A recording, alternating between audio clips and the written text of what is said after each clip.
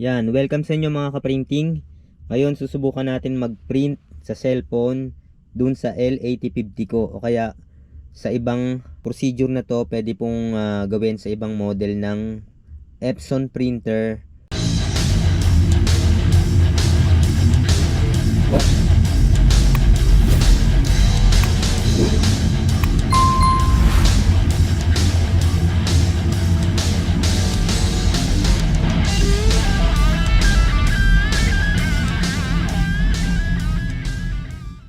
Na merong wifi function. So punta po tayo dito sa Google yan. Tapos hanapin natin yung Epson iPrint. Yan, Epson iPrint. Tapos install natin.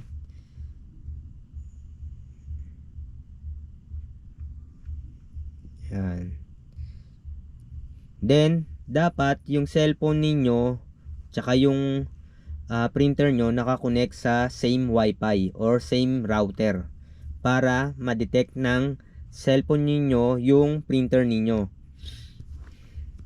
Anong mga printer ba yung may wifi tulad ng L8050, ng L805, ng L3150 ata yun, may wifi. Tsaka yung iba pang Epson na merong wifi features. So antayin lang natin matapos ma-install yung Epson iPrint. Yan. Yan, installing. Then yan, open natin yung application. Open natin. Yan. Tapos tap lang natin yung agree. Yan, tong okay. Yan.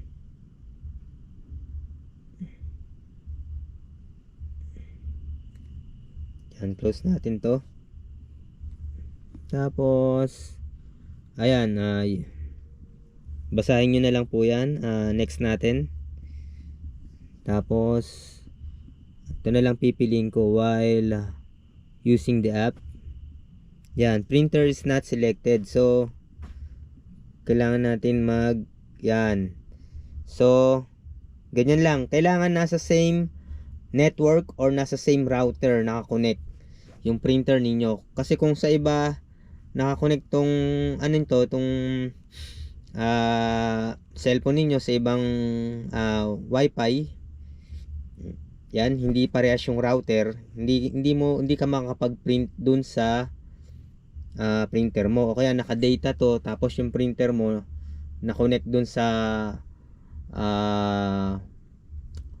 router ninyo sa bahay, kung PLDT man yan or Globe or Converge.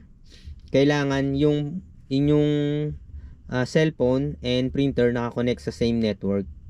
Yan, tapos pipiliin lang natin to, tapos use smart panel. Ito na lang ang pipiliin ko. Bahala na lang kayo kung ano yung gusto niyo piliin dyan, Yan. Yan. So ganito yung lalabas. Yan. Then paano mag-print? Makikita nyo dyan yung pwede nga kayong mag head cleaning dito tas nozzle check. Balik na rin tayo. Tapos pag magpiprint ka, ayan print document. Yan.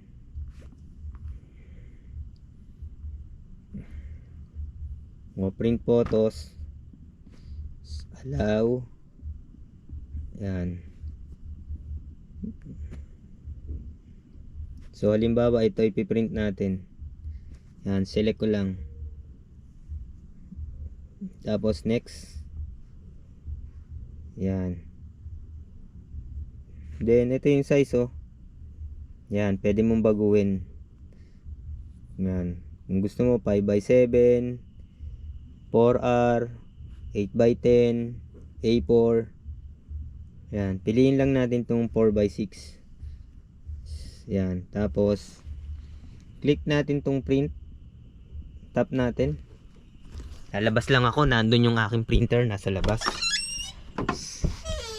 Yan. Nasa labas.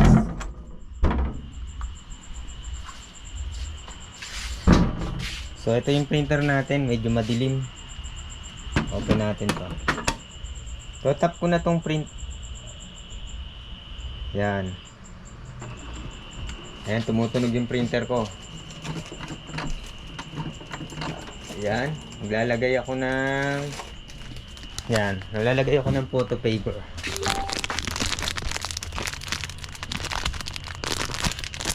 RC Glossy. Pasensya na mga Yan. So yan natap ko na din yung print.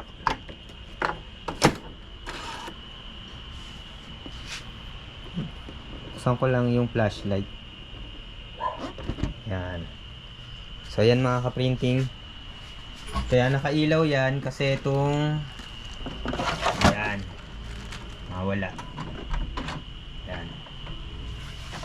Yan yung features ng ng L8050. Pagka hindi naka-open yung hindi magpi-print. So yan. So ito yung pinirin ko. May mga settings diyan to.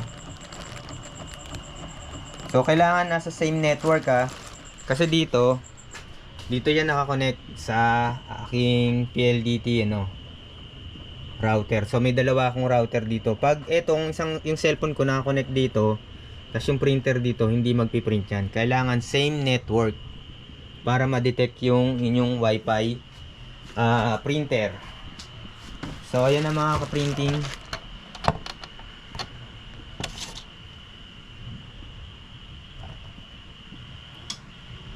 So ayan na mga ka-printing. Ito na yung ating yan.